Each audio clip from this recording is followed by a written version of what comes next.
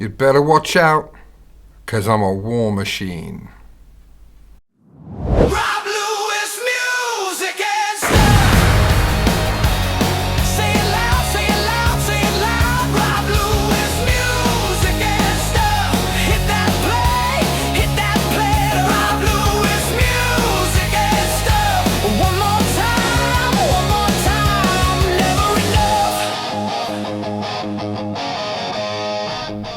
Hello, welcome to Music and Stuff. I'm Rob Lewis, and thank Kiss, it's Friday.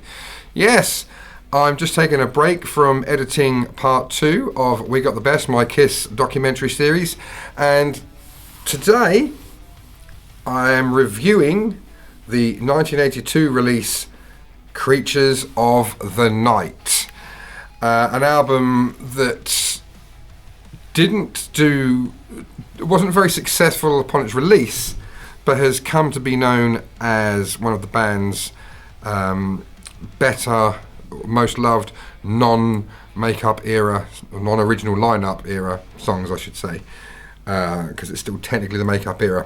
So it was recorded between July and September 1982 at the Record Plant in LA, in Record One, and there's also some stuff at Media Sound, New York City. I'm not quite sure what was done where and everything. But it was released on October the 13th, 1992, and was dedicated to the late Neil Bogart, who was the head of Casablanca Records, who had passed away from cancer whilst they were recording the album. It was the last album that the band recorded on the label Casablanca before moving.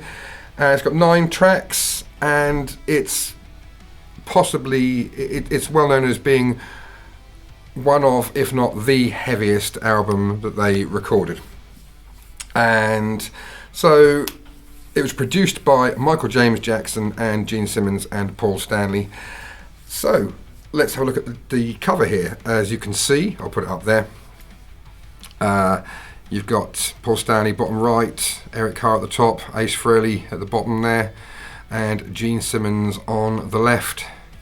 And there's a great video with I can't remember his name now, I'll put it in the bottom there, the photographer and art designer who did that with the eyes. Very clever. If I can find the video, I'll put a link to it in the description. But interestingly enough, this album was reissued in 1985, and I don't have this copy. I've got it on CD with this cover, but I've got the 1985 version on LP, which has this cover. Spot the difference. How can I do this? If I put that up, can I do some trickery? Probably not. It's really hard to do this, you know. But yeah, with Bruce Kulick, who didn't do anything on the album. And it's got a different back cover as well. I say back cover, it's a butt cover. But we'll talk about that a little bit later on. Also, it's the German release as well. I don't know if I've ever played that one.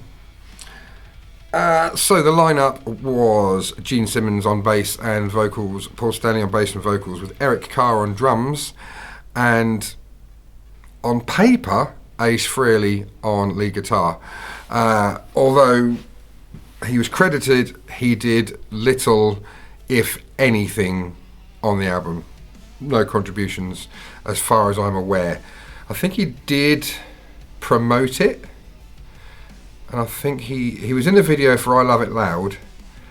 I think he was in the video for Creatures of the Night.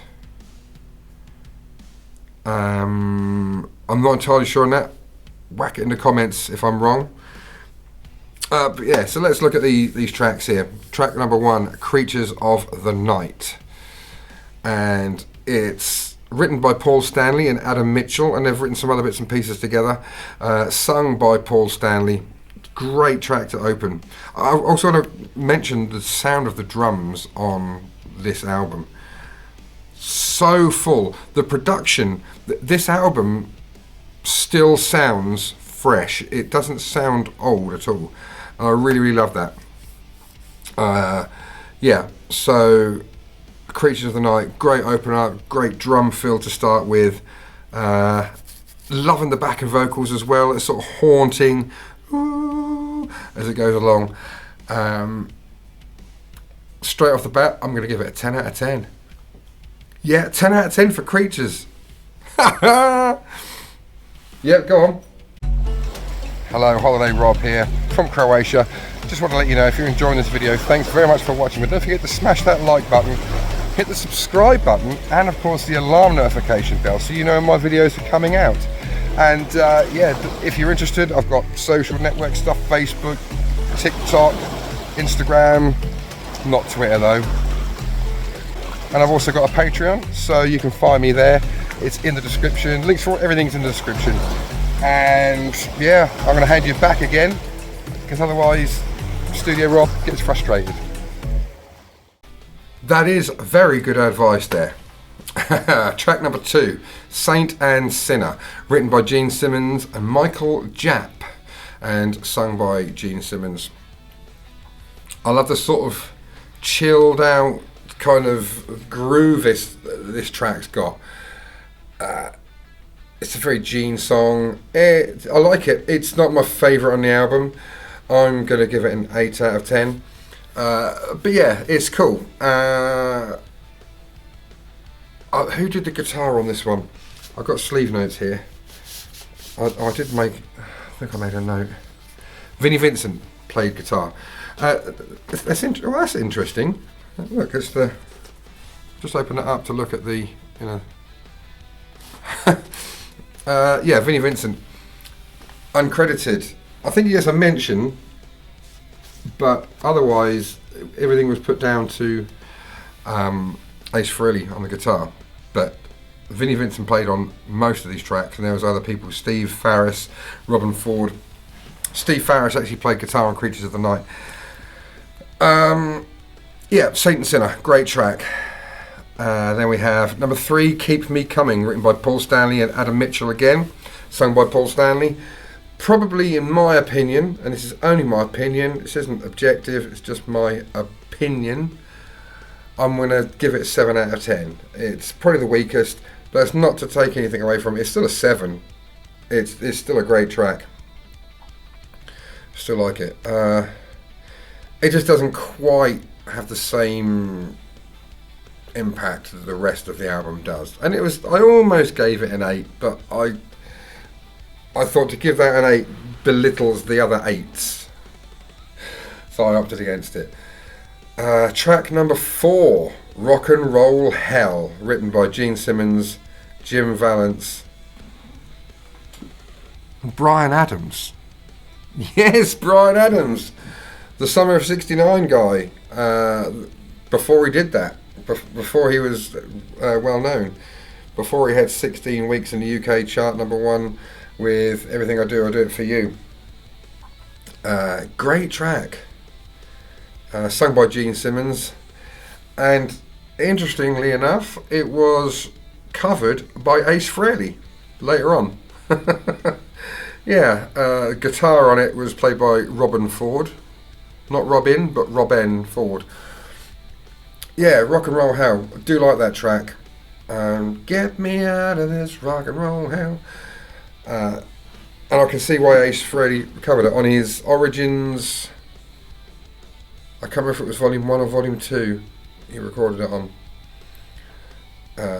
Either way, yeah, I like it. It'd been interesting to see how it would have sounded if Ace had still been really in the band and had recorded the track. I'm just adjusting, getting a bit closer. Rock and Roll Hell, I'm going to give that a 9 out of 10. Yeah. Track number 5, Danger, written by Paul Stanley and Adam Mitchell, sung by Paul Stanley. Danger, danger, give me danger, danger. Measures of pleasure and pain.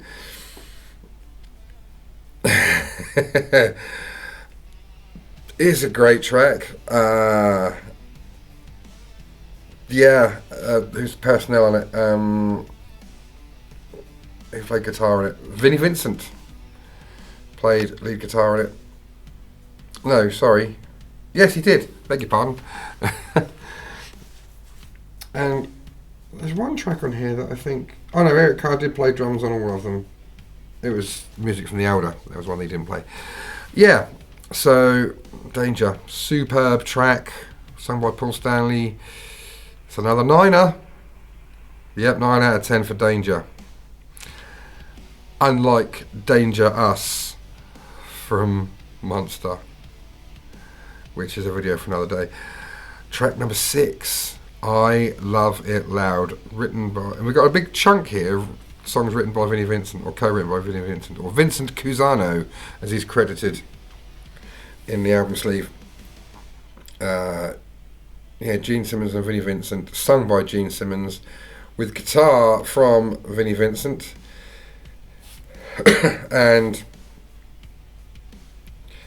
sung by Gene Simmons. Just had a blackout then. I Love It Loud. Bit of an anthem for a long while. I like the fade out bit, and you think, oh, it's finished, because it was at the end of side 1. Am I wrong in thinking that? Let's have a look.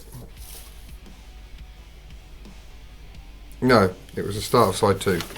But either way, although that is a reissue. So yeah, it fades out, and you think it's finished, and then it fades back in again, and then fades out again, and then fades in. No, it doesn't. Yeah, I Love It Loud. Gonna give that a 9. Yeah, and when I learned to play guitar years ago, it was one of the first times I was brave enough to actually start adding bar chords into songs. If any guitarist out there, you know where I'm coming from. I'd only been playing a short while, and it had bar chords, and I've been trying my best to avoid playing them. And I thought, no, I'm going to do it. I'm going to do it. And this is one of the first songs that I actually started putting them into as a B. Is it a B? I don't think I've played it since the early 1990s. I'm sure it was a B. Then you have got track number 7, I Still Love You, written by Paul Stanley and Vincent Cusano, sung by Paul Stanley.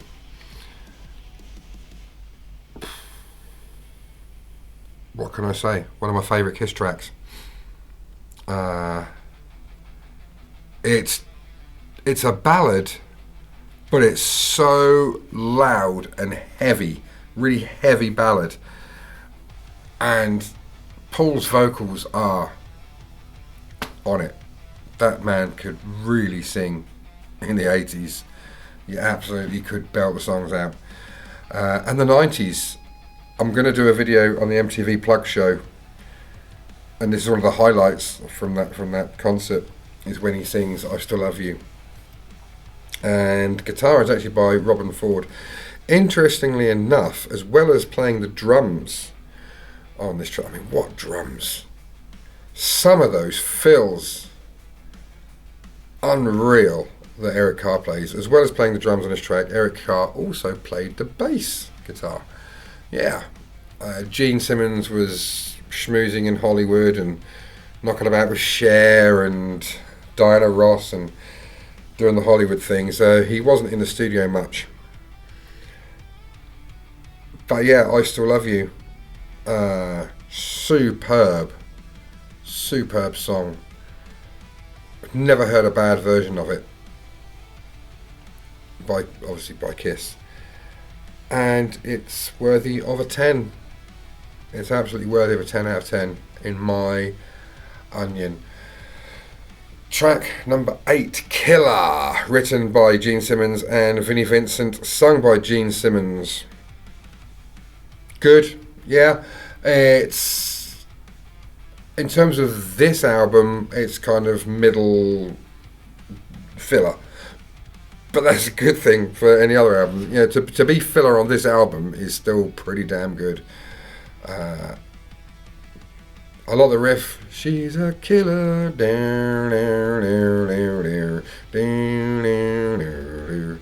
Yeah, really great track. Not a lot to say on it. Oh, interestingly enough, I've said that a few times in this video, the track listing changed on the 1985 issue. So 1985 issue swapped Killer and Saint and Sin around. I don't know why. Yeah, Neil Bogart, 1943 to 1982. If anyone can tell me why that was changed, can you let me know in the comments? I'm guessing it was something to do with, well, I think I say time, but it still fit. I really don't know why. It's weird. Don't know what else to say about that. Yeah, killer. Track number 9, War Machine. I remember, do you remember Beavis and Butthead?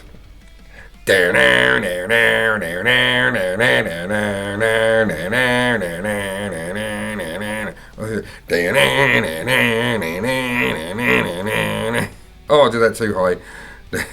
I'm not doing Beavis and Butthead. That's terrible. War Machine, written by Gene Simmons, Jim Vallance, and Bryan Adams again. Yeah, got around that Canadian, didn't he? Sung by Gene Simmons. Epic track. For a little while, it was my favourite Kiss track. Not for long, but for a little while. Something about it. A weird, creepy outro with weird sounds and stuff. A lot of energy and balls behind it. And again, you wouldn't think something like that from Bryan Adams. I don't know quite what he had to do with it. But yeah, great track. Worthy of a 10. So that's 3 10 out of 10s on this album. We've got 3 10s, 3 9s, 2 8s and 1 7. That's not bad. That equates to just under 9 out of 10. We'll round it up. We'll call it 9 out of 10 for Creatures of the Night. Whichever version you've got, it's still great. Has become known as a quite a fan favourite, particularly those that like the heavy stuff. It's possibly their heaviest album. Certainly at that point, it was their heaviest. And it was kind of as the direction they went from then on. They kind of left the rock and went to metal for a while. And I've seen, you may have seen my other videos where I talk about like Asylum and Animalize and Crazy Nights. Well, I wasn't entirely happy with the direction they took. But hey, what do I know? You don't see Paul Stanley and Gene Simmons making YouTube reviews about my music, so... yeah, Creatures of the Night, sound album, 9 out of 10. Let me know what you think of Creatures of the Night in the comments. Let me know if you like it, if you didn't like it, what your standout tracks are. And at some point, I will put a cover of I Still Love You on this channel. I tried to do it earlier on, but I wasn't quite in the zone. I haven't played it for a long while, so I was going in cold and everything. So I thought I'd save time and not keep messing about, and I'll practice it. I have played it live before. It is a hard one. It's easier to sing, for me, it's easier to sing than it is to play. Just because it's the finger picking, it's the arpeggio stuff, which is fine, but there's some unusual shapes going on. I'm waffling now about guitars. But yeah, as I said, part 2 of the documentary is well underway. I'm hoping that's going to be out soon, because part 1 was so successful. I'm really hoping you come back for part 2. It's shaping up to be a good one. And I think that's all I need to say. But yeah, thanks very much for watching, and I'll see you in the next one. Catch you later, Bill and Ted.